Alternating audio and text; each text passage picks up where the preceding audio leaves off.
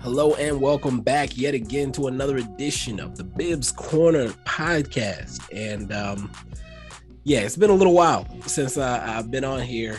The last time that I recorded an episode was actually Doctor Strange in the Multiverse of Madness. And, I had plans for other episodes, but, the NBA playoffs happened and the Mavs Outsiders takes priority when it comes to my recording obligations, and I was not about to kill myself trying to record multiple podcasts. So the NBA playoffs is over. It's the off season. I got a lot more downtime. I'm gonna try to start catching up on these movie reviews. Today, obviously, we're doing the Black Phone, and I'm doing black stuff. I had that. No, I was kidding. Yo, I.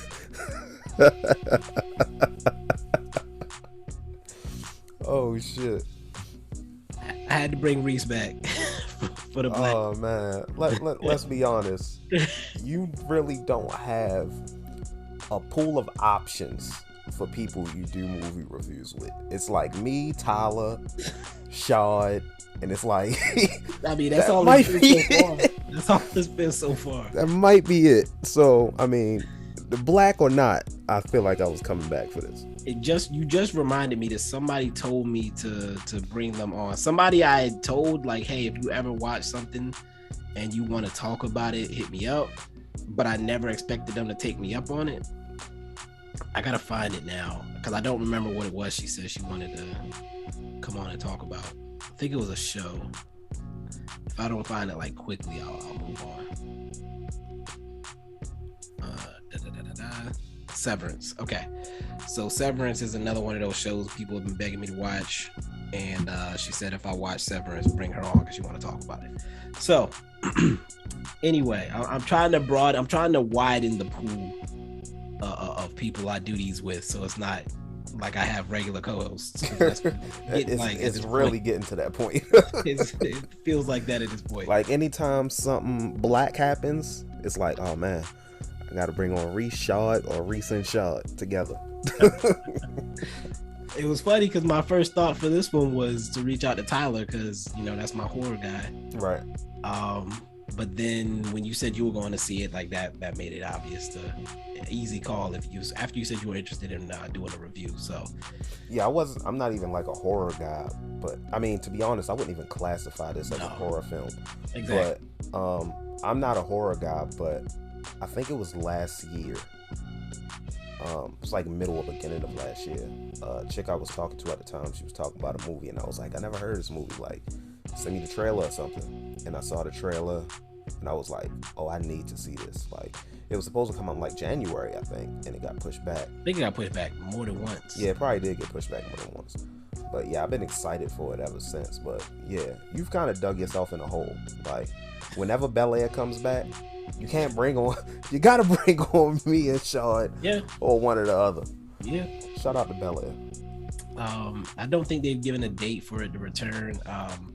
It's gonna be interesting to see what date they give because I'm pretty sure they haven't even started like shooting, have they?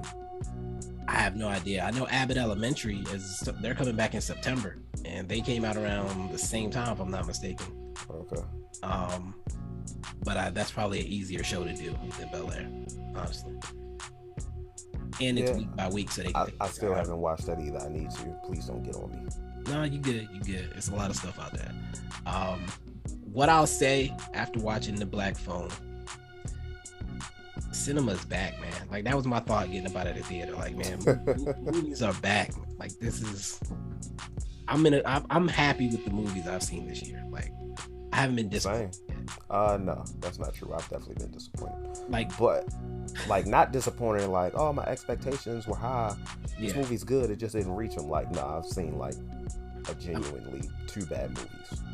I mean, I've seen some bad movies, but like not movies that I was like excited about. Yeah. Like Morbius. I think we all knew it was going to be some more BS. I still have. How long you been waiting to say that, man?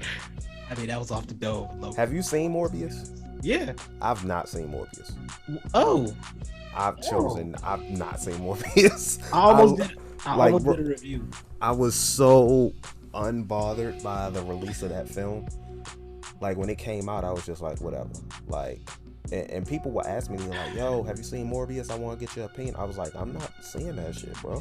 Like, I'm good. He should have been cool. There was enough there that it could have been cool. It never even interested from the minute it was announced years ago till April 1st. Nothing about that movie interests me. There was something there. I just feel like I don't know if they did too much or not enough. Like, it was one of those situations where it was like, I can see how Morbius could be cool and interesting, but I don't know if the studio was it felt like the studio was too involved. Like, they didn't let a director do their thing. Right. The studio was trying to dictate how it went. Which happens with a lot of these superhero films. And I can't remember. I think it was Double Toasted. I was listening to their review, and they were like, "Why was Tyrese in the movie?" Because Tyrese has a role as like an FBI agent or something, and he literally just appears to say like stereotypical FBI agent things. Right. He doesn't accomplish anything at all. It's just random questioning scenes, coming up on something, like finding a body and being like, "What the hell is this?" And we got to get the suspects, and where were you on the night? Like, that's all he does. We don't know anything about his character at the end of the movie. The effects were cool for Morbius. Like, I enjoyed the action sequences, but the purpose, like all that, was just ugh. Anyway, first of all, these motherfuckers did a re-release of Morbius weeks after it came out because it got popular on Twitter because of memes, not realizing the memes were laughing at the movie. How did they not realize that? Was that a real line in the movie? It's Morbin time?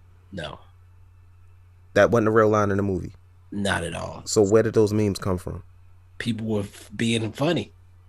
People were making shit up like, this is how goofy this movie is. And motherfucker said, oh man, people laughing at the film. Let's put it back out. No. Look at how much buzz. We're very popular with the 18 to 34 demographic online. Like, are y'all looking at what they're actually saying? Like, oh my God. Fucking trash. That's what it was. Some nerd in analytics talking about how many tweets were about this movie and like, let's put it out, see if they'll go see it again. No, we don't want to see that motherfucker. I didn't want to see it when it first came out. I just saw it because I had nothing else to do that Saturday. I had a lot of things to do other than see that bullshit, and I did them. So. Oh man, but it would have been an Elvis type situation. I know you said you're not seeing Elvis because it's too long. If it was longer, I really want to see Elvis. Elvis interests me. I just don't want to sit in the movies for 2 hours and 39 minutes. Yeah, for Elvis. Right. I'll probably pass on it, to be honest.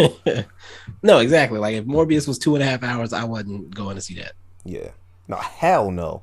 I haven't seen either one of the Venom movies. You haven't? No. You ain't missing shit. That's what I'm saying. Like, that's how low my interest is in this Sony situation. We are off topic. Tends to be a theme. Of course. I mean, I feel like anybody that watches, first of all, if you listen to the Mavs Outsiders, you know we're gonna get off topic.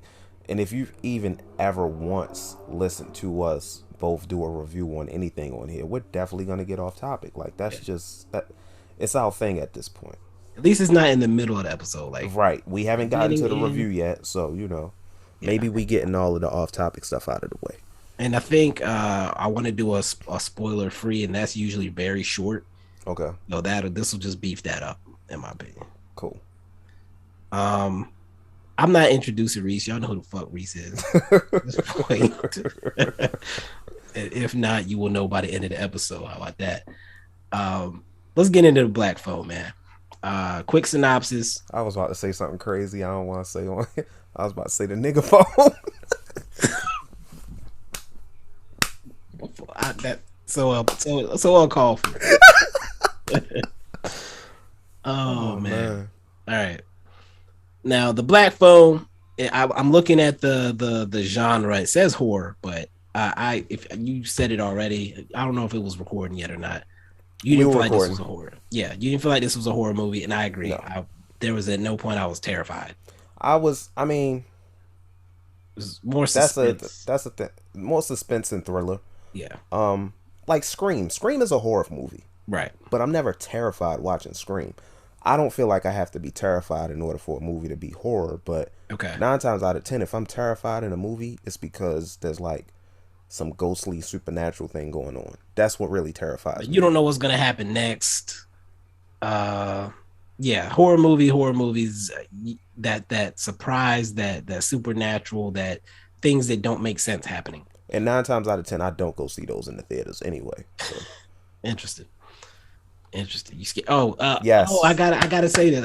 Wait. I'll save it for the spoiler section. Okay. Let me make a note though. I don't forget.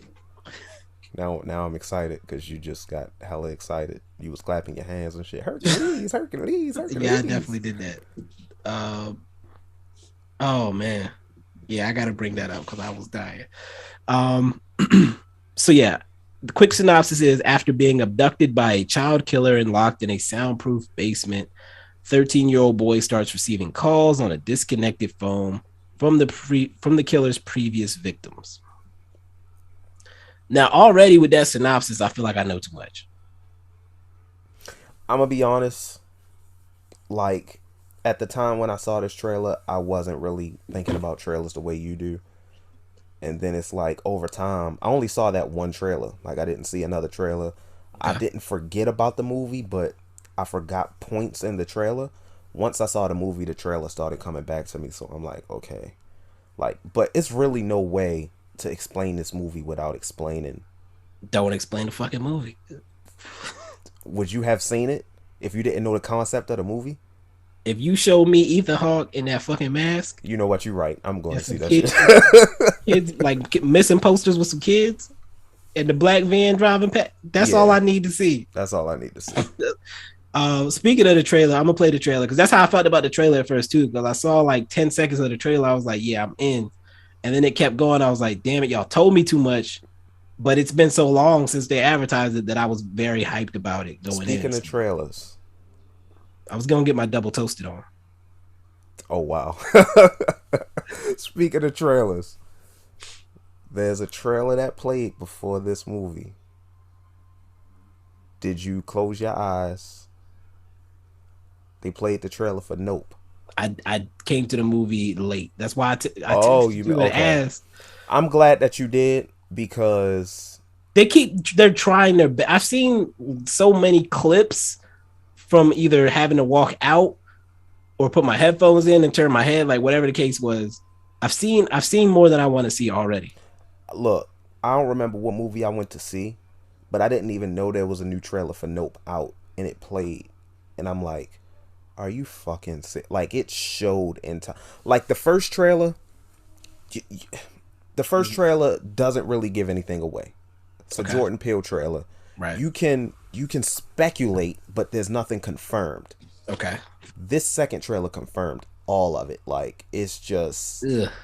But the thing is, I'm thinking, is this a Jordan Peele thing where it's like, oh yeah, here's what the movie's about. The movie's not about that.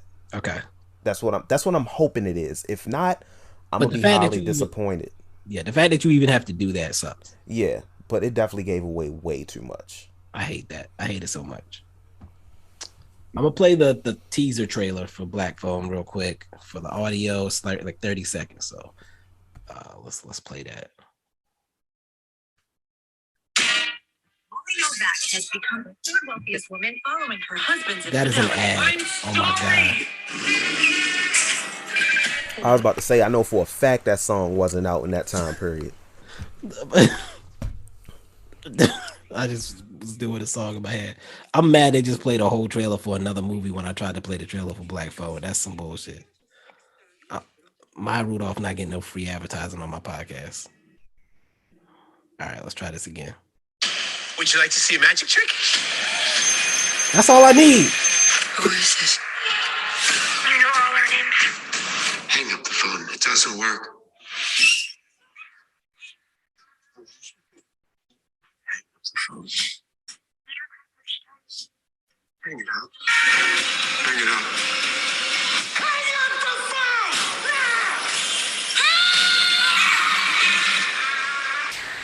Come on, son. Like, you couldn't see it just now, but just hearing it.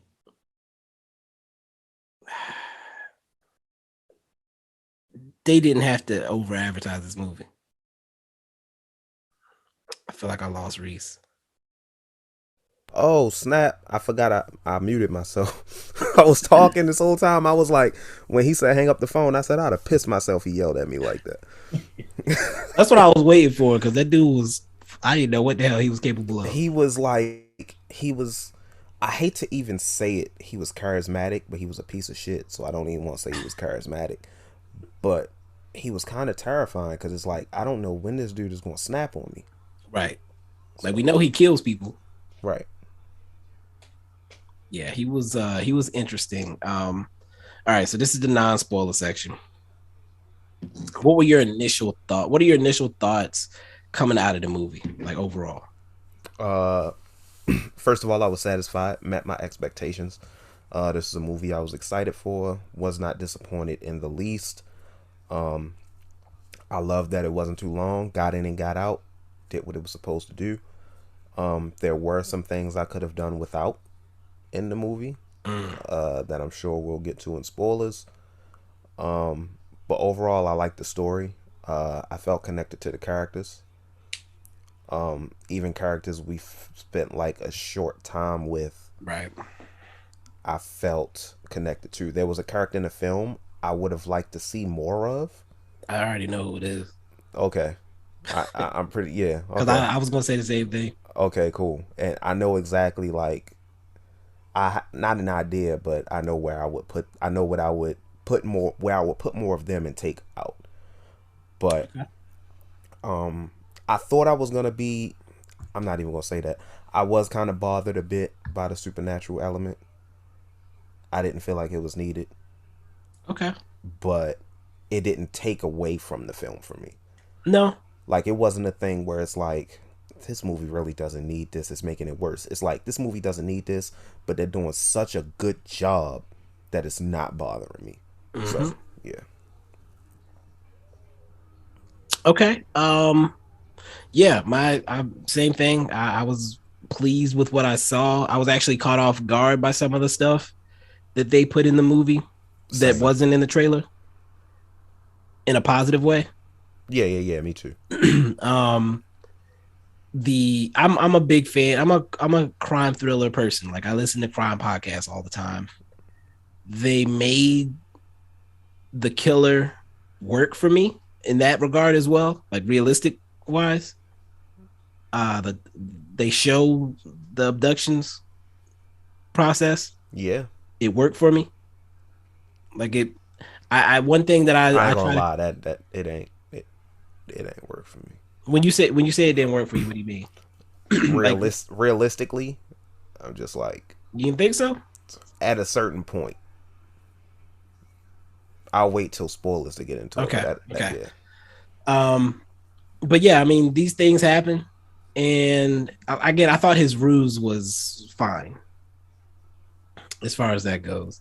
Now, there was one element of it that I wondered if that was a one-time situation or if that was what he did every time.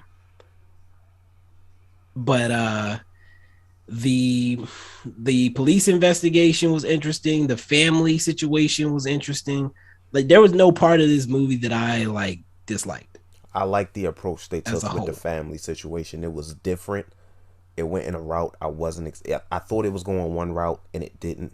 Okay, I can't wait to get into that. Yeah, I can't wait to get into that. I think that's gonna be that's a particular winning point for me. Yeah, me too. The other part, you mentioned the supernatural element. I have some question about it. I tried to picture the movie without it first. I feel like that's impossible. Now the second part, and we might have to say this for the spoiler section. The second part of it is why it happened. Yeah. Yeah. Like, That's why my was question. And I think that there is an explanation. We just didn't get it. Like we weren't given. I mean, we clearly didn't get an explanation. We weren't given the explanation in the movie. I think there's two possible explanations, but there's one I think is very strong, and I might like go read up or watch interviews to see if they explain it, or say that yes, this is what was happening. There's two. There are two. One I'm leaning more towards, and I'm curious to see which one it is you're thinking about. But. Okay. But yeah, overall, like this is a highly recommendable movie for me. I would always worry about crimes against children in movies like this. Mm-hmm. They didn't go out of their way to show a bunch of craziness, and it was subtle enough. Like you knew what was happening, but they didn't throw it in your face in a way that made you kind of icky about it. Right. So yeah, highly recommendable. Nothing that's gonna scar you for life. No. It's not one of those type of movies. It's a thriller, like where you're trying to figure out if this kid's gonna get out or not. I'm gonna be honest. The most disturbing part of this movie is something that happens to children in real life all the time. Yeah. And it has nothing to do with the killer. Yeah. Yeah. So that's that. I thoroughly enjoyed it. If you want to give you a rating, I'll give mine. And again, mine's not highly 100% locked in. I think I'm gonna end up higher on this than I realized after I sit down with it. It's tough. My rating, I gave it like for my system a 7.5 out of 10. I'm leaning towards an 8, to be honest. Because I don't really like to do halves. Gotcha. I'm leaning towards an 8. As far as your system, out of 5, I'm gonna give it 4 stars. Yeah, I off the dome, I want to give it 4. Right. But I'm looking at some movies I gave 4s that I liked it more than. Yeah, that's why I gave it in a half. Because I gave Lightyear a 7 out of 10. I like this more than Lightyear. And I cannot.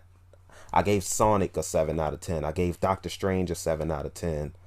I gave Everything Everywhere a 7 out of 10. Scream a 7 out of 10. And I like this more than all of those movies. Right. Like, so I can't. I gotta make it an 8.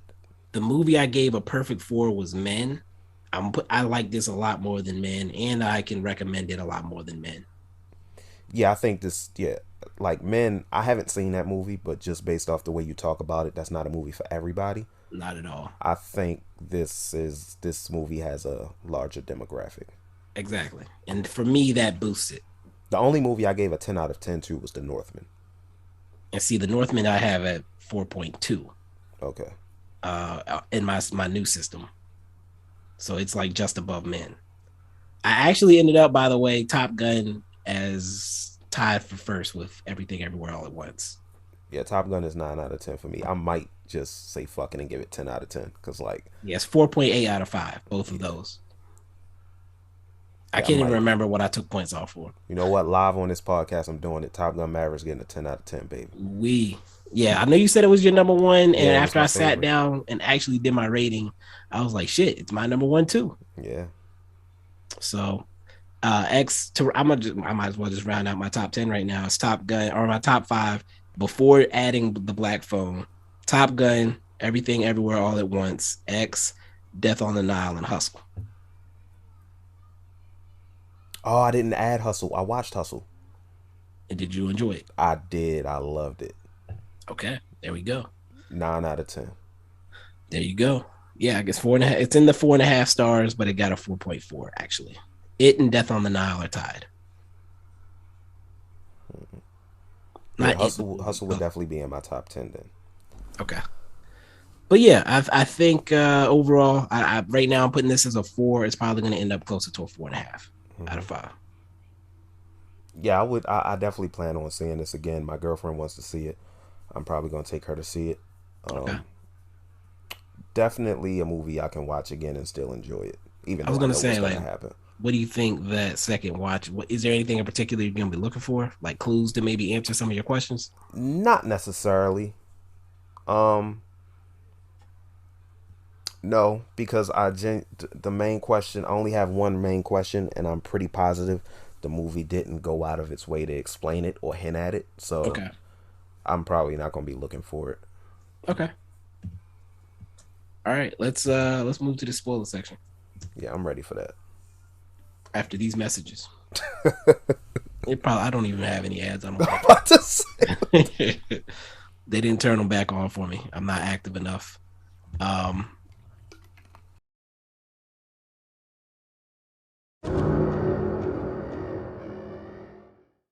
Spoiler section. If you're here, I'm going to assume that you watched the movie. If you did not watch the movie, stop the podcast, come back after you've watched it. If you're one of those people that doesn't care, because we're going to probably get really deep into some of the stuff that happened in this movie. If you don't care about that, then by all means continue to listen. I'm not going to complain. I just don't come to me and say, I can't believe y'all told that much of the movie. I told you to stop listening right now. And right now I'm killing time in case you in the shower or something, you sudsy. You feel me? And you can't touch the phone to pause it. I'm buying you more time to dry your hand off, to stop cooking for a second and pause the podcast. All right, let's get to these spoilers. First thing, what's the first thing you want to talk about here in the spoiler section? Oh man, so we could go a lot of different directions. Let's talk about we really could go a lot of different directions. Let's talk pre-kidnapping. Okay, first things first. I knew that song that they played after the baseball game word for word. Okay. I know that song word for word because that song was in Mighty Morphin Power Rangers, the movie. And I know that movie almost word for word, line for line. That song is called Free Ride. I love that song. Interesting. But pre-kidnapping, I think they did a damn good job at introducing these characters to us. Like, they did a nice job early of getting us to invest in Finn. Mm-hmm. And not only him, but the relationship he has with his sister, the relationship he had with the Mexican kid. Mm-hmm. Even though that was quick, even though that kid is an awful actor. I couldn't tell if he was being an awful actor or if he was just supposed to be that dry. You know what? I couldn't tell. I just went with the former because it's like, bro, nobody's gonna ask you to be that dry. He's just, those lines were bad in that bathroom. Like, I will say that this is his only ever movie. Okay, he gets a pass then. Miguel Mora. Okay, he gets a pass. First ever role, period. Like, I don't see no commercials, nothing on here. He just really out here though. That's not to say he hasn't done commercials. There's people just probably haven't added them. But this is the only thing on his IMDb. Yeah, but the pre-kidnapping, they did a good job at showing the fear or the impact that the grabber, which is what they call the villain, the grabber has on the community. Like, urban legends like, oh, if you say his name, he'll come get you type thing. I like that. We could actually talk about the scene I was talking about where I said it's the most disturbing scene in the movie. Let's just get into that whole dynamic. Because, like, going into this, that wasn't in the trailer at all. Like, okay. As far as I know, nothing about the relationship with the dad was in the trailer. Right. So, oh God, when they wake, and I know immediately, like when they are having breakfast in the morning and the dad is reading the newspaper and I see his mullet, I'm like, he's a drunk. I'm like, he's a drunk. That is the abusive father. Now, I didn't know if he was abusive yet. I just know he was a drunk. Okay. When he said, could you chew a little louder? I said, this motherfucker's abusive. This motherfucker's abusive. And I could tell by the look. Soon as Madeleine McGraw, she was amazing in this movie. Soon as she came in, and first of all, she's a dumbass. I don't know how she let that door drop like that. But soon as that dropped, then she was just terrified, and he gave that look like, I should go upside your motherfucking head right now. I said, oh, this motherfucker is a demon. But it really wasn't that. Like, he drank. He beat them when he shouldn't have. Yeah, definitely want to get into that. Let's get into that deep. Okay. I thought that they were about to portray him or portray this family as, oh, this is an abusive family. These kids, you know, they go to school, they hang out with their friends, they have to come home to this. The father doesn't really care. You probably need to take these kids away from this dad. When in reality, I don't even want to sound bad saying this, but you understand him.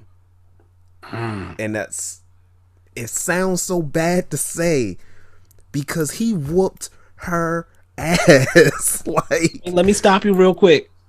The whooping he gave her was the most realistic ass whooping I've ever seen. Ever seen in a movie, television, movies, whatever. The most realist looking. Like, I felt that. The way she was crying, the way she was trying to talk through it. That was the most realistic reaction and the most realistic ass whooping in movie history. I've been there, and then the brother having to watch. Like, ooh, come on, man. She wasn't crying; she was screaming. She was, yes. She is an amazing. I don't know if she didn't had a beating like that before, but she conveyed it perfectly. Like, he was digging in her back, boy. He was whooping her motherfucking. He put his back into that shit. He was training 4 years for that ass whooping. Boy, I was watching that. I was like, this is so hard to watch. I was like, yo, stop. I was like, yo, I think she gets it. Like, it's cool, yo. Chill. She was apologizing through the tears. Oh, man. Oh, my God. I'm sorry, Daddy. I was like, oh, shit. Oh, my God. But the whole time I was and like, the son was about to get it too. He tried to jump in, you know. Right. He knew not to take another step. I ain't seen an ass whooping like that since Granddad on the Boondocks. Boy. Do you think she went full Denzel in Glory? Have you seen Glory? I think I have. Wait, have I seen Glory? It's a Civil War movie. Denzel with the no. Denzel. There's a moment where he gets whipped for disobeying or whatever. Apparently, Denzel asked to actually be. Is that whipped. the movie where he bald head? Is he bald? He might be bald.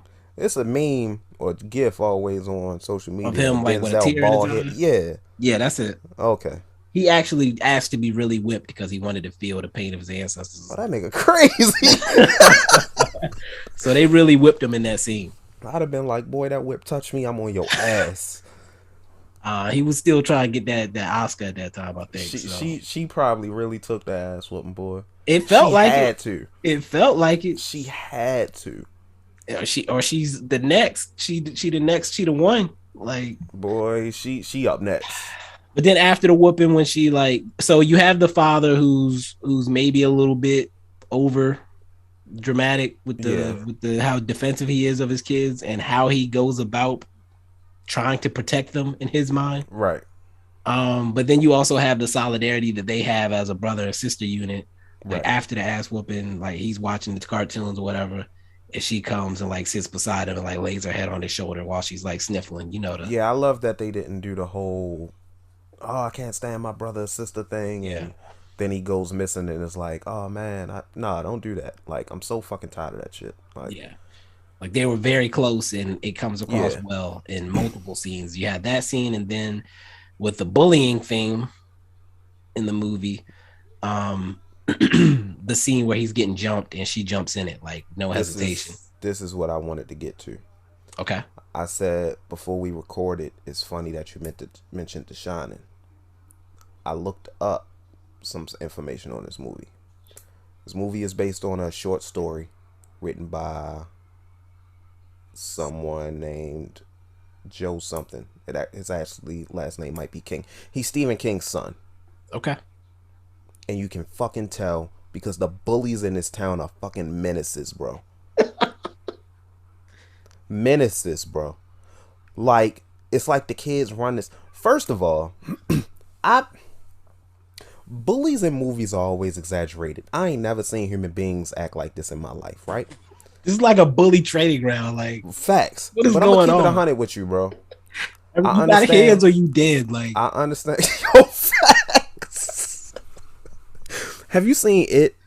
Yeah. Bro, when they took the knife out and was carving into dude's stomach, I'm like, are these bullies or murderers? Like, they trying to kill these kids. It's Psychopath City. Like, what is happening? Stephen King and his son are fucked up. But why is his son like that though? Like, I don't. It must be life of luxury. Like, what is going on? Must be hereditary. Must be hereditary.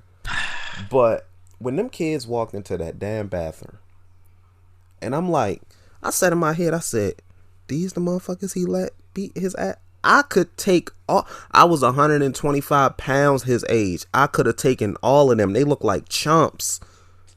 Are you serious? Look at those dudes. One of them had a curly fro, tucked his shirt in his pants.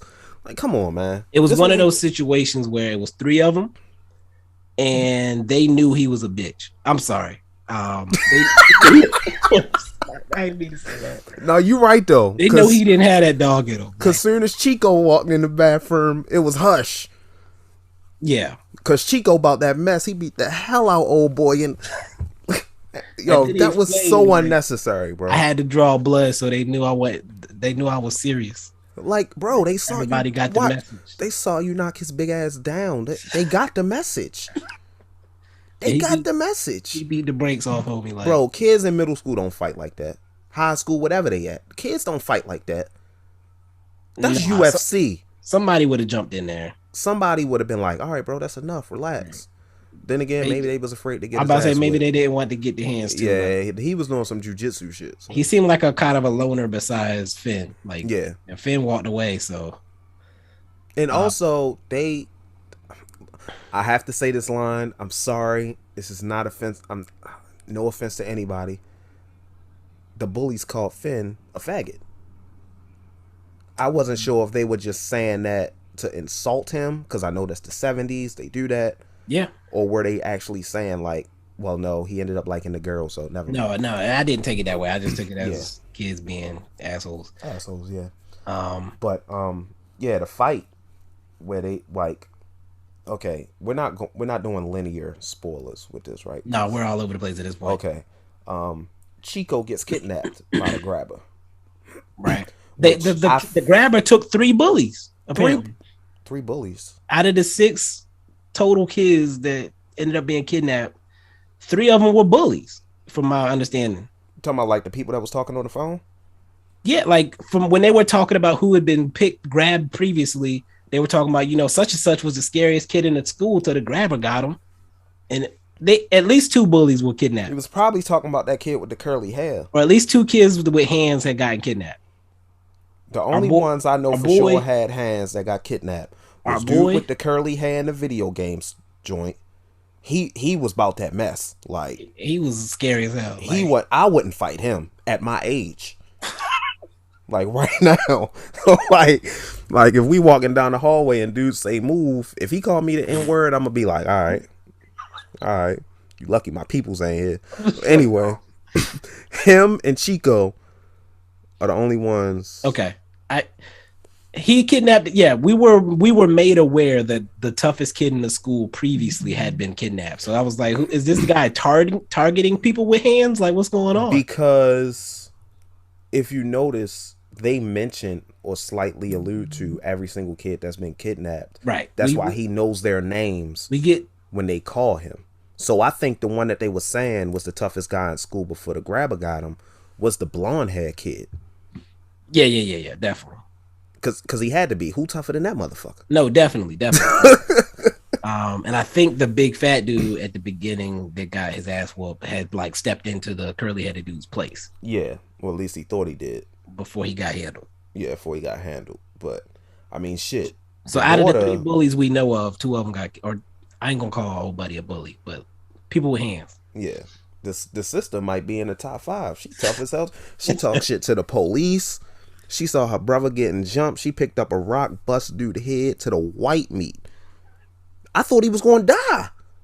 They never addressed that later. They never addressed it, dude. Boy didn't look like he didn't know where he was at all. Bro, I've bled like that before as a kid. You don't just sit there. You need to be rushed to the hospital, bro. He was in another dimension after. Facts. Like, she was not. In the fact, these bullies was real menaces. They kicked her ass in the face while she was down. I'm like, yo, that's a girl. Like, what we doing? Hey, if she can pick up a rock and bust somebody's cranium, she can catch a foot. No, I ain't gonna lie. If she picked up a rock and hit one of my dudes up the head with it, I'm knocking her little ass out. I'll probably just go pick her up and throw her, honestly. I'm uppercutting the shit out her little ass. I couldn't punch her or kick her. I'd probably just throw her. She swing a rock at me, I'm going to uppercut her ass. KO. I can't. I think when I was a kid, I hit a girl, but she was older than me. That was the only time I ever could think of I actually seriously hit a girl. She was older than me. I hit her in the stomach, and I was told later that I shouldn't have done that. Oh shit. But she was picking on me. I was like 5. She was like 10. Oh damn. She was messing with me, and I kicked her in the stomach and ran, like hopped on my bike and dipped, and like she doubled over, did the whole thing, and I got up out of there. But later I realized, you probably shouldn't hit a girl in the stomach. But yeah, I had to get out of that situation. We all over the place right now. Yeah, we are. Anyway, what were you talking about when our old buddy got kidnapped? No, I was saying which is unrealistic. Like, it's unrealistic? Yeah, it's unrealistic. Because he'd have beat that kidnapper's ass.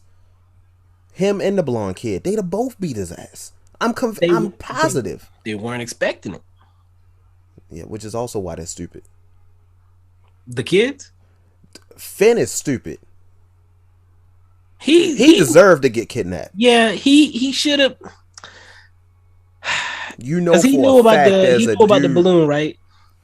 You know for a fact there's a dude out here kidnapping people, and some grown ass man who happens to be a magician just happened to pop up in front of you and say, "Hey, you want to see a magic trick?" He spotted the balloons. When he spotted the balloons, that's what he was supposed to do. Right. Don't ask him about. He shouldn't even ask. Are those black balloons, Nick? No, motherfucker. Are you crazy? It is. See black balloon. Oh, you that dude. Let me get the fuck up out of here. All I'm doing is running. I'm not saying nothing. I'm not giving him no hint that I'm on to him. Facts. Now, granted, you mean to tell me the grabber always happens to have no one in the vicinity? Like, bro, we saw Finn walking before he got kidnapped, and people just started disappearing around him. It's like no one was out there in broad daylight. Unfortunately, these things happen. Yeah, yeah, that's true.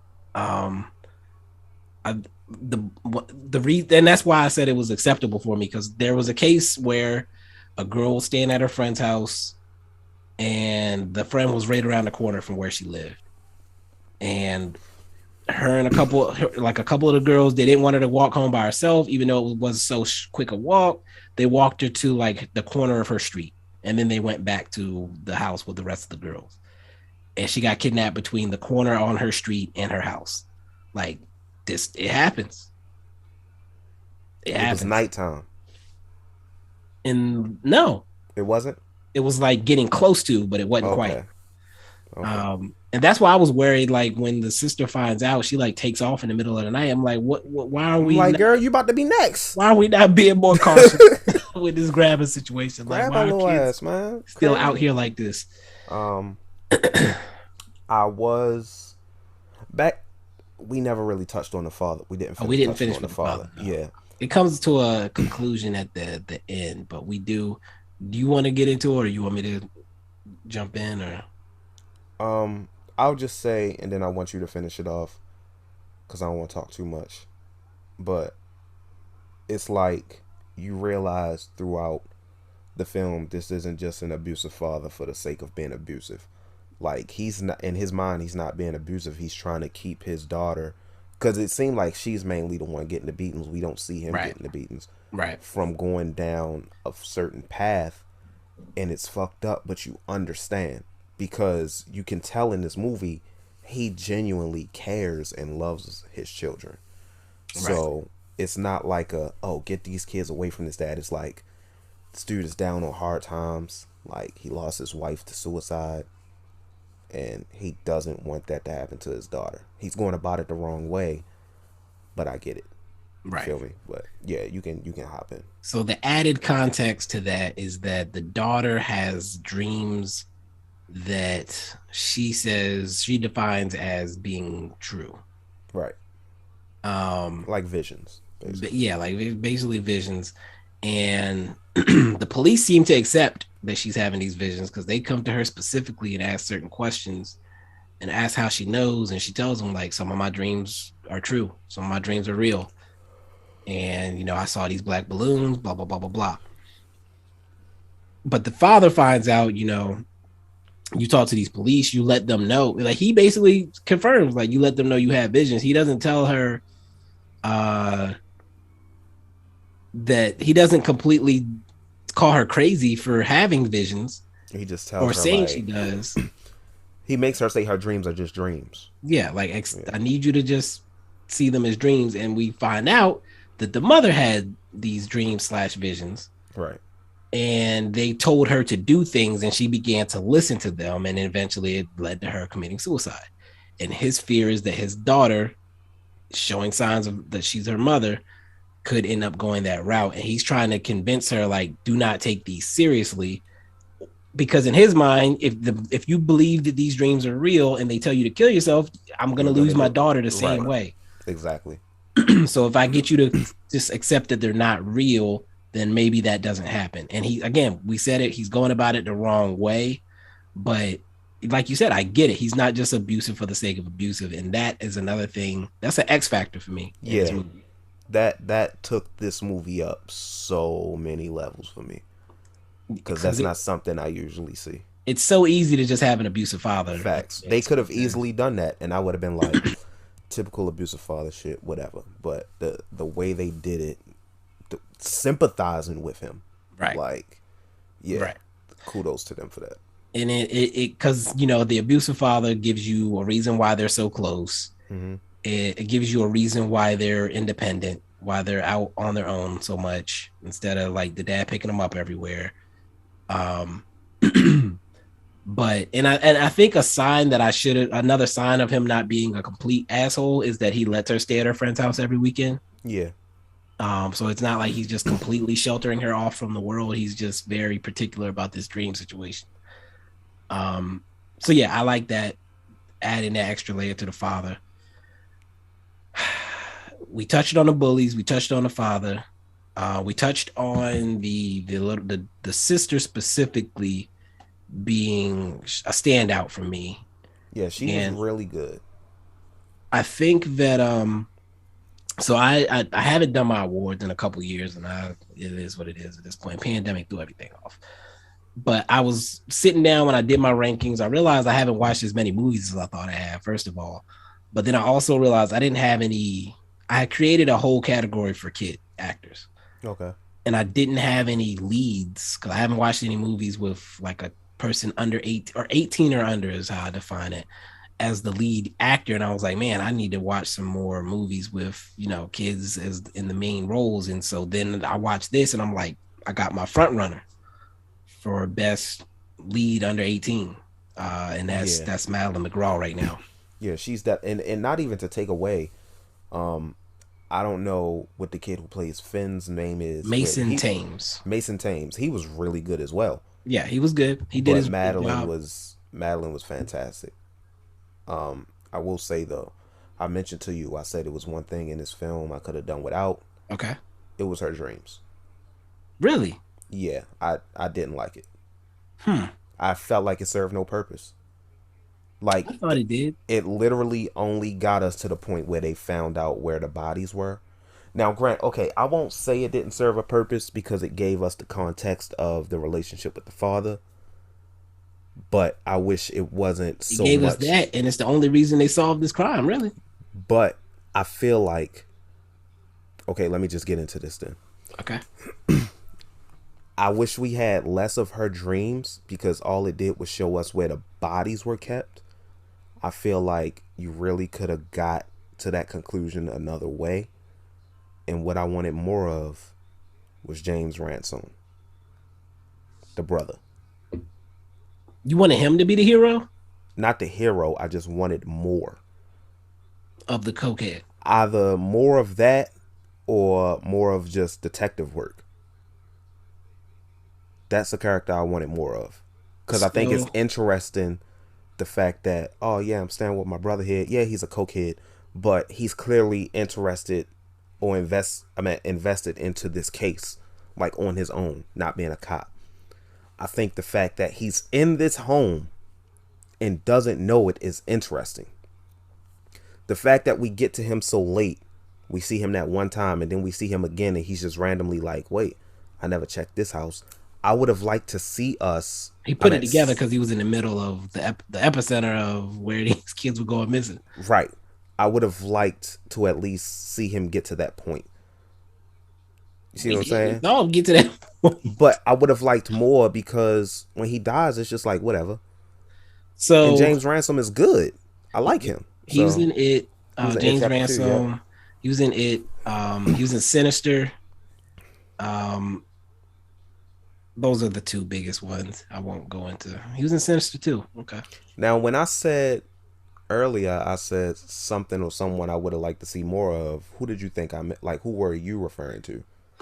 I thought you were talking about the Mexican kid for some reason. I would have liked to see more of him too, but I understand why we didn't. Yeah, we didn't need it. No, but yeah, I just didn't really like the supernatural thing. I like how they did her dreams. So I'll say this: I thought that was another X factor because the other options are she becomes a child detective that's solving the crime on her own for no fucking reason.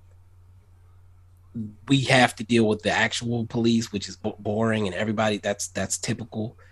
And then Ransom would have been another option, but like his character was comical, right, and that takes away from the seriousness of it. True. I think they could have met in the middle where, because it seemed like her dream, she was just doing the thing on her own, and then when she saw the house in her dream, she called the cops.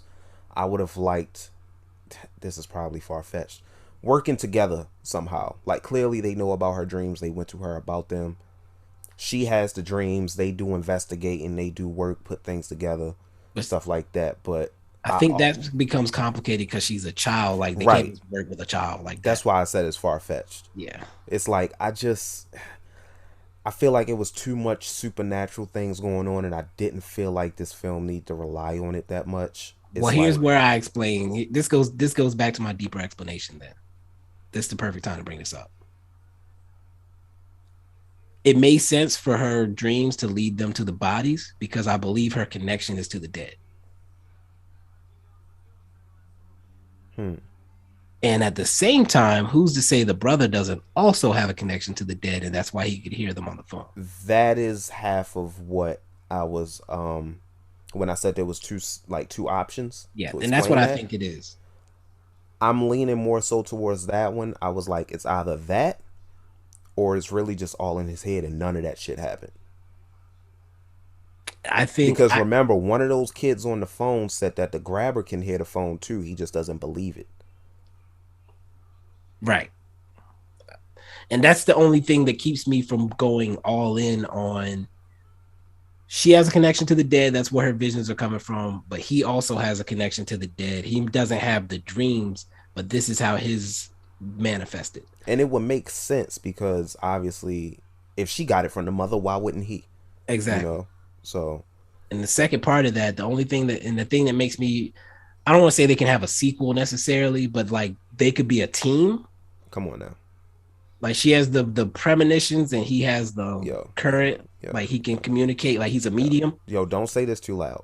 Please don't say this too loud. Somebody might hear you and make an awful sequel to this. Please stop. The scene where they like put it all together, right, with the bully, like, and he's hearing the bully talk to him, and then she gets pulled into it as well in the dream sequence. They're doing that at the same time, where he's hearing him and she's seeing him at the same time. That, first of all, that was beautiful how it was done. But secondly,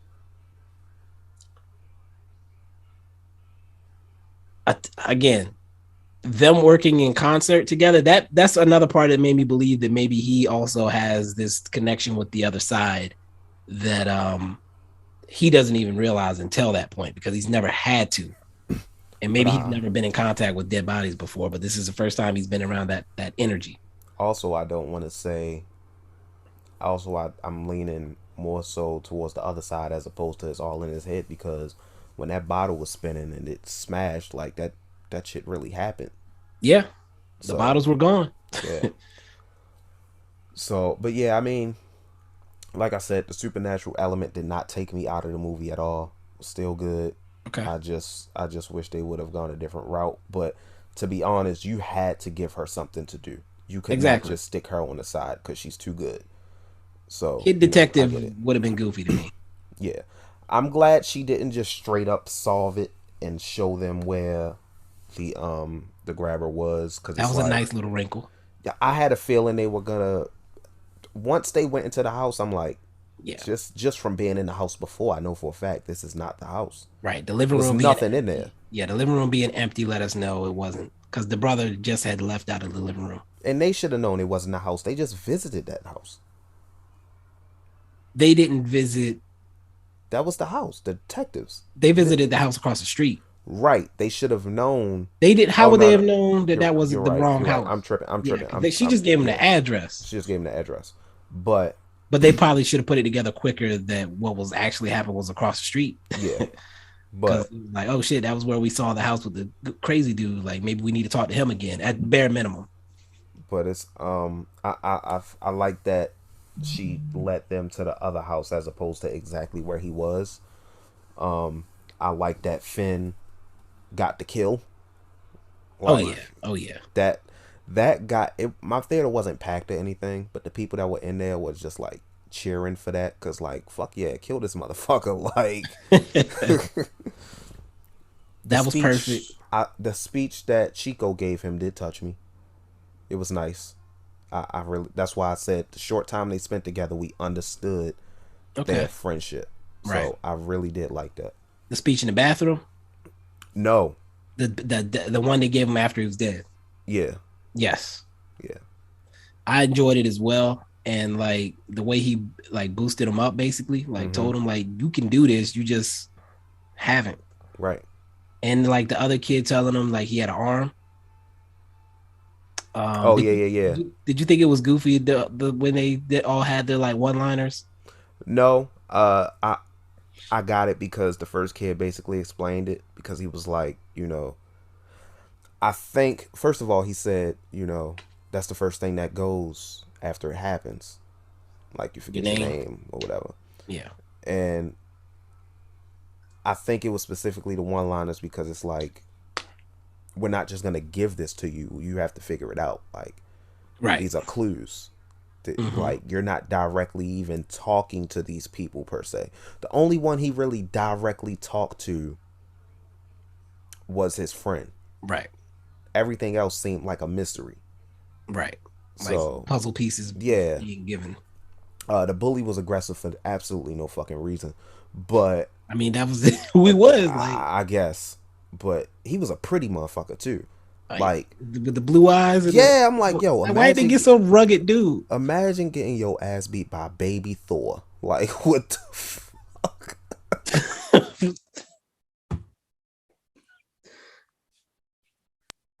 Did you choke? Like, you good? Oh, dang! I hit a button and it muted. I said, imagine getting your ass beat by baby Thor. I heard that. Okay. That was the last thing I heard, and then you went off. Like, yeah, I accidentally hit a button and it fucking muted. But yeah, that was crazy. But I did like that, because I was wondering. I was like, okay, when we got near the end, I'm like, what was the point? Because the scene where he's doing the phone thing, where he's telling them about the phone, step back, move forward, swing. Right. That's in the trailer. See, I think tone that out. But it was different, because when I'm watching a trailer, or maybe it's been so long I just don't remember, I'm thinking that's all of them telling him like, hey, this is what you're doing. I didn't know it was going to be hey, we're gonna tell you this, try this, try this, try this, and it's leading up to that. So that was cool. Okay. But near the end, I was like, okay, so what was the point of them all giving him these hints if it wasn't gonna work and he was just gonna do this? But seeing how he put it together, right, all at the end, like even the freezer with the meat and the damn dog, I'm like, okay, they wrapped this up perfectly. They really did. Because him digging the hole, I'm like, bro, you're not digging out of this fucking basement. Like, that's why I was like, where is he going to dig? Where are you going? Like, but yeah, the way they brought it together. And here's the thing, it could have gone real goofy real quick. Yeah, they didn't give it all away. Everything he was given, like you said, didn't work perfectly. Right. He had to put the pieces together to make it something. And you know, he tried some things and failed. He almost got messed up a couple times. For sure. I thought a couple times the grabber was gonna come down there and like beat I did ass. too. I think the fact that his brother was there kept him from being able to do that as much. Also, the fact that the basement was soundproof, he couldn't hear what was going on down there. Right. What was I gonna say? Yeah, like we said, the fact that they don't give you all the answers, right? You do have to kind of think through some of it. Also, made it work because if they give you the answers again, it cheapens it for me. The fact that they don't explain why he was able to hear these kids works because I can speculate on why he was able to hear them. Now, it was one part where he found out about the wire and he was trying to pull the thing on the window down or whatever. And he like got the carpet and put it up and through, and I'm like, all right, come on, let's not get out of hand here. Like, I mean, did they establish he was smart or? Come on, man. Not really. I don't see that shit working like that in real life. That's all I'm saying. It just depends on how stiff that cord was. That's true. I mean, it must have been stiff to pull that damn rail down. But then I was like, all right, motherfucker, now what? Like, that's what he said. Like, well, right. Shit, I just accomplished. But what did he ended up using it for something, didn't he? The cord. No, he did use the cord to trip him. That's right. Yeah. But again, it was one of those things where they gave you something that made you think this might lead to an escape, right? And it didn't. And when he finally did escape, oh my god, that scene was so fucking intense. I didn't. Did you think he was going to not be able to make it out? I thought it was going to be like he got the lock and dude was going to be right behind him type deal. Like I thought that too. Like, but when he made it out the door, I'm like, motherfucker, run! Like, knock on somebody's door, like. But bro, the grabber said, "You make noise, I'll gut you like a pig in the middle of the street." I'm like, nigga, don't make a sound. Don't say nothing. Because I believe him. Yeah. And that first escape was dope. The most terrifying thing about Ethan Hawke's character, he's clearly unstable. You never know what he's going to do. But the best part is, never once in the film do they specifically, explicitly tell us what he does to the victims. No. Because at one point I'm like, does he rape the victims? Like, does he rape the boys, molest the boys, then kill them? Like, what is it that he does? And I think the fact that we really don't know exactly, because one of the boys, we see we see all of their bodies, and it's like one boy was mangled, and I'm just like, what exactly does he do? What's the process? I think the thought of it is scarier than them actually showing us or telling us. So yeah, I think it was probably just a control thing. You know how they showed the kid mentioned like he'll leave the door open and like beat the shit out of you with the belt. He was upstairs with no shirt on, ready. Yeah, like I think he just enjoys being able to overpower them. Yeah. Maybe I don't know if we see he has a brother. Maybe they had an abusive father or something. Well, he had no issues killing his brother, so no hesitation. Like, so his brother figured that shit out. It's like, well, brutally kill him. Like, and he talked. I think he did say, like at that point, he said, "I usually use a knife." Right. But he said, "But you're special," or some shit like that. But like the other kid tells him, like, as long as you don't play naughty boy, he won't kill you. Like, exactly. You're not playing along. It's boring to him. So keep doing that. because you're buying yourself time. Like, he's so charismatic. When he came down there and he was like, "What's your name?" and he lied about his name, his whole face turned. He was like, threw him the newspaper. Said, "Finney boy." He said, "I almost let you go." I believed him. I did too. I was like, "Motherfucker, you should have told him your name. You be going home right now." He really, like, what do you have to like? What does it matter? What you got to lose? You already down here. Yeah, like you. I don't know. He didn't need to know your name to kidnap you. Right. Maybe that's like when he said, "I'm not eating that." He said, "What I got to drug you for? I already got you down here." Like, you wouldn't eat that, but you ate it off the floor. Your ass was hungry. But again, this is those things that make it work for me, because it wasn't, everything's not beat perfect. Right. Like, the kid has some dumb decisions, he has some smart decisions. Like, I mean, he's a kid. He's gonna. The killer made mistakes. Like, it was nice. Like, I mean, this is a really good movie. I'm probably, like I said, I've given it 4 off the dome. It's probably going to at least get to 4.5 for me. One last thing, Madeleine McGraw should have taught him how to cry, because that moment where he was crying down there, like when he was trying to do so many things and it wouldn't work, I ain't buy that shit. It didn't hit like hers did. It didn't hit like hers. Granted, he didn't get his ass beat, but like, you're facing certain death, sir. Like, I was glad to like see him eventually, because him being strong and cool the whole time was not realistic. Yeah, not realistic at all. Not for a kid, because I'm 29. Like, yeah, like at some point I'd have been in a fetal position down like there. I'm dying. Like, this how I'm gonna die. Like, well, first of all, I'm 29 years old. Ain't no motherfucker grabbing me up off the street like that. Unless you just a big motherfucker. Famous last words. Like, what? All right, now, yeah, okay, let's get to it. Let's get to this end. How'd you feel about? We talked about him getting out. Right. I think his sister's the first one to see him. Yeah. They have a moment. Beautiful. Loved it. When he was kidnapped, there was a girl. Was it before he was kidnapped or after that? Like, somebody like tells her like, I love the relationship you and your brother have. It was before.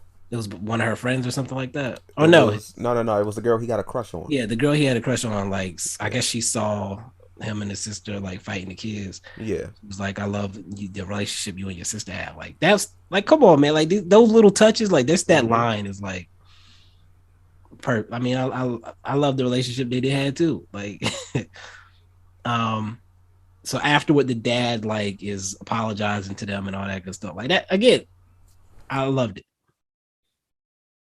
because like they can see that their dad has been changed by the situation. Exactly. Like, losing his son is like, yeah, I'm pretty sure some shit like that'll change you. And his daughter's visions actually haven't paid off in finding him. Yeah. Like, maybe we need to approach this differently.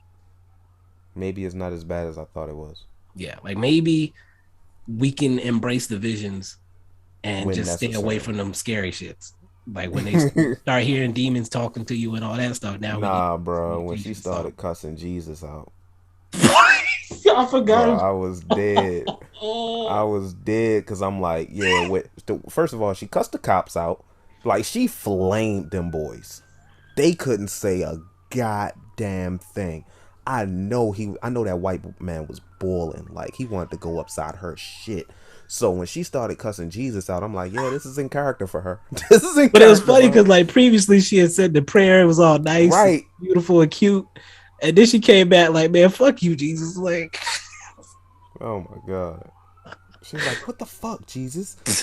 Like, looking up while saying it. Like, and she's so adorable that it's like, you can't even be mad at her. Like, facts. The theater I was in, like, bust out laughing as soon as she said that. Facts. Like, that whole scene. Did she halfway apologize by the end of it? Like, yes, I think she did. So I'm sorry. I forget how she did it, but it was funny as hell. Like, I love that character. She probably, I almost want to just give her the award for like best performance for somebody 18 or under already. Like, off. Same. This was amazing. I'm adding her. Like, I have IMDb Pro. So I'm adding her to my watch list. I'm ready to see whatever she's in going forward.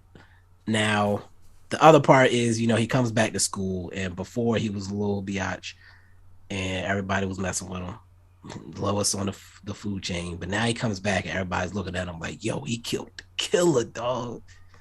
Even Big Hoss couldn't kill the killer. Big Hoss. I'm just calling him Big Hoss at this point.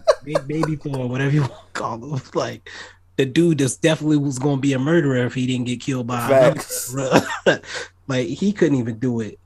But this dude killed the killer. Like, I ain't messing with this kid ever in life. Even the bullies was like, you can say he did the little smirk too. He was like, he's like, oh yeah, bitch.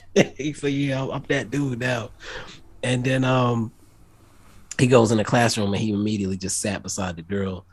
He's like, yeah, call me Finn, baby. He's so smooth with it. All of a sudden, boy, a whole different dude now. Yeah, he like, yeah, I'm different now. Like, I'm him. You said that homework was due. I mean, only if you wanted to do it. Yeah, that's what I thought. That's what I thought. I'll take. Boy, he got a reputation now. You heard what I did to the grabber? He had 5 bodies. You said I could turn my homework in next week? Oh man. Everybody grab a partner. I am my partner. Okay, Finn. Oh man. So matter of fact, you got some money for the vending machine real quick? I need a snack. Facts. Feeling kind of hungry. You won't like me when I'm hungry. Oh man. Perfect ending. Perfect. Oh man. Did we talk about anything? You mentioned things you didn't like. Or you had, not that you didn't like, but you could have done without. Yeah, I already mentioned those, and it wasn't big. I did like the touch where the phone was ringing when he was choking him. He was like, "It's for you." Like, yeah, badass line, motherfucker. Give him the phone. It's like, I mean, and again, we saw him how soft he was in the beginning, but by the end, he's been through so much. Right. Like, if I'm gonna die, I'm gonna die on my feet. Facts. And that's where he got pushed to. And again, it wasn't perfect. Like, the dude ended up grabbing him at one point, but he got out of it. And then when he did the jump and choked him, I wasn't ready for that. I thought he was just gonna get past him and try to get away. Yeah, I thought so too, but he looked at the cord and he was like, "Fuck it." I'm like, all right. Now, granted, real life, is a dog really gonna go after that big piece of meat like that? Yes. Okay. Especially because the meat probably was for the dog. Yeah, that's true. And again, he had opened the freezer, he pulled the meat out. That's why it was thawed. Yeah, that's true. So it was perfectly thawed already. And yeah, the dog definitely gonna take the food. Now the dog was quiet when his owner was getting murked. Yeah, he ain't had nothing to say. Oh guys. But other than that, I thought it was good. I joked about the sequel. I don't need a sequel. Yeah, of course not. I don't need a sequel. I enjoyed the movie. Who's the creators of this? I gotta make sure I give them some love. It's the guy that did Sinister. Scott Derrickson. There we go. Yeah. That's his name that we know. He did Doctor Strange. Sinister, Deliver Us from Evil, The Exorcism of Emily Rose, Busy Man, The Day the Earth Stood Still, Hellraiser, Inferno, executive producer on the Snowpiercer show. He was an executive producer on Doctor Strange and the Multiverse of Madness. Scott Derrickson is he directed the first Doctor Strange. Yeah, that's what I'm saying. Like, he's tapped in. You mentioned this is a story by it's Joe Hill. But he is very clearly the spawn of Stephen King. Yeah, no shit. I'm looking at his picture. He could not look more like Stephen in this picture. Motherfucker looks just like him, bro. Like, how you got the same exact stuff? He looked like Stephen King and Jack Black had a kid. Yeah, like Stephen King with like a different haircut is what I'm looking at here. He looked like Mick Foley. Daniel Radcliffe is tiny. He looks like Mick Foley. I see that too. So Joe Hill, based on a short story by Scott Derrickson, also did the screenplay with Robert Cargill, who was like one of his writing partners. Scott Derrickson writing partner, to be clear. There was a preview for a new A24 movie before this film called shit. That's an interesting title.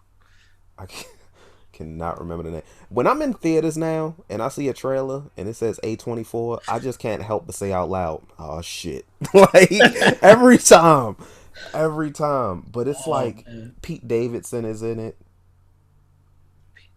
Skeet Davidson.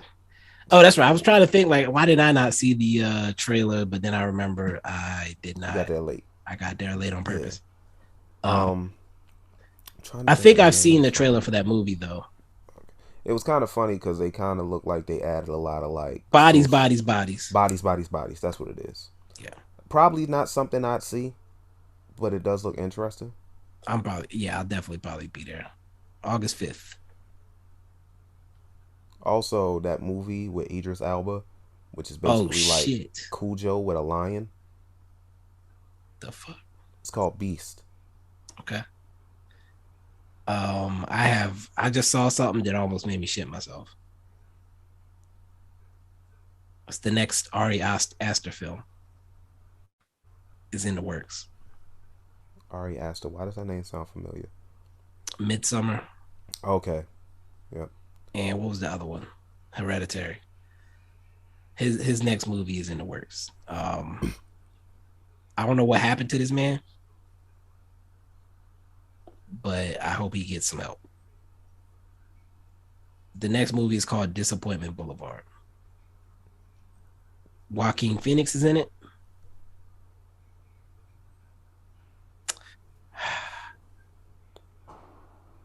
I'm already scared of this movie. I'm already scared of this movie. Nathan Lane. Okay. What the fuck? Yeah, fireworks close to 4th of July. You hear that? You sure that's fireworks? I'm positive. You can do fireworks in the city? Yeah. Interesting. I don't think we have much else to say right now. Nah, I mean, we touched on a lot. It's really like most of it was positive. Even it the was stuff I could have done without was still positive. Yeah, and I hear you on the things you said you could do without. Yeah. For me, I thought it added another layer. Like it could have been a good movie without it. I agree. But for me, it added another layer that worked for me. And the backstory with the mom also added another layer, I think, to that allowed me to accept it. Yeah, I can't wait to see this again. Actually, I'm hoping to go this week. This might be one I buy. What you mean, like the Blu-ray? I collect. I usually buy like the top 5 or so movies I watch every year. Okay. If I see them. What was another one that there's a movie I almost bought it, but I said I was gonna wait till Christmas because it'll be cheaper. One of the ones that I've seen this year, not Top Gun. Was it X? Might have been X. Yeah. But I don't know when the next movie I'll review on. I actually do. Top Gun is also going to be coming. I don't care how late it is. Top movie of the year. I got to talk about it. Oh shit. So that one's going to be coming. The Giannis movie came out today. Rise. I heard about that. I'm going to watch it eventually. Might do something for that. I think somebody asked me to do. There's one I started and I didn't finish. I did like the first half.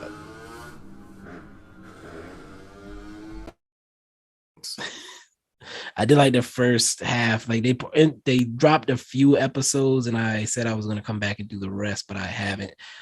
What was it? A show? It had to be a show. Give me a second. Now I gotta find it. Shit. This podcast is gonna be longer than necessary. Yeah, we probably over an hour at this point. Doctor Strange, Peacock, Batman, Peacock.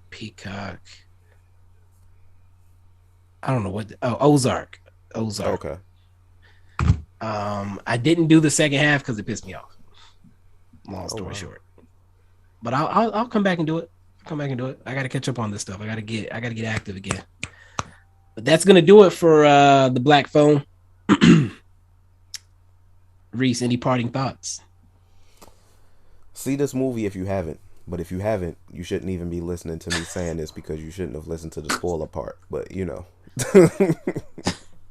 Add us on Twitter with your thoughts when I post this. If you have something, if we didn't touch on something or we did and you're glad we did, like just hit me up on Twitter, hit us up on Twitter, let us know. But until next time, peace. All right, so I'm having to plug this in because despite writing it down during the episode, I did forget to say this when I was talking to Reese. During the movie, there was a lady in the theater with me. I don't think I said it. I didn't listen to the spoiler section. I only listened to the non-spoiler section, and it reminded me. But during the movie, there was a lady who, in the first scene where the main character is in the basement, and he's already been on the phone with the kids, but the first kid that he actually, like, we actually see, and, like, the way that he, like, turns and the kid is there, the lady, it wasn't a ton of people in the theater. There's probably less than 10 people in there. But there was a couple to my left. Like, I was in the back row. I like sitting in the back row middle. That's my spot. Back row middle, if I can get it. That's my spot. But there was a couple on the end to my far left. And there was two couples, actually, now I think about it. But there was an old couple on the very end, a younger couple, like, halfway between me and them. Anyway, the young lady, when that kid pops up, she, like, legit screamed, like, not like a quick, like, she legit screamed, like, she was terrified, and, like, she caught herself and she started laughing afterward. But, like, her and her boyfriend, like, were laughing afterward. But I just thought it was hilarious. Like, the movie doesn't have a ton of horror moments, but it does have, like, some small moments like that could catch you off guard. But yeah, the first kid that they showed that way, like, made that lady scream. The other thing that I realized after going back that I didn't talk about that I meant to was, Reese mentioned that he didn't think that the ruse worked for him, and I said that I had some questions about a certain aspect of the ruse. And my question was, because they mentioned they found black balloons at the scene of two of the abductions, I believe. But when I heard that originally, I took it to mean, like, one balloon, like, popped or something like that. But when they show the abduction of our main character, he let all of the balloons go. It was like a bunch of balloons. I mean, if you're listening to this, you either saw the movie or don't care. But there was a bunch of balloons, like, maybe we'll say 20, like, all tied together. And after he takes the kid, and I hate to say this, but this was a clever part of the ruse. Like, he checked to make sure nobody was out, but just in case someone was that, like, sees at the last second, while he's incapacitating the kid, he brings the balloons out of the truck as well. So if someone looks out their window and they see this man struggling or, like, kind of in a weird position, they'll see, like, the kid was hidden in the balloons pretty much. Like, they're going to notice the balloons. They're not going to look for him to be abducting someone. They're just going to see this man, and they're going to see a bunch of balloons. And by the time they even potentially realize that there's something else going on, the kid was in the van. So I thought that was part of what made it more believable for me. But then after he gets the kid in the van, he lets all the balloons go out. Like, all of them fly out, go away. And I'm wondering if that's something he did each time he abducted a kid, because then at that point it's like you're sending a signal that you're letting the kids go, if that's the way he was doing it. So I have to imagine that was a one-time situation because that kid, because of his sister, knew about the balloons, because as the police say, that's not a detail that they release to the public. So the public doesn't know about the black balloons. The kid looks in the van and says, "Are those black balloons?" because he knows to look for black balloons. And then maybe that throws off the guy, and that's why he ends up letting the balloons all go, versus keeping them in the van with the kid, the incapacitated kid. And that's all I wanted to punch in here. Yeah. I think I'll put this at the end. So thank you for joining another episode. Thank you for tapping in. Peace.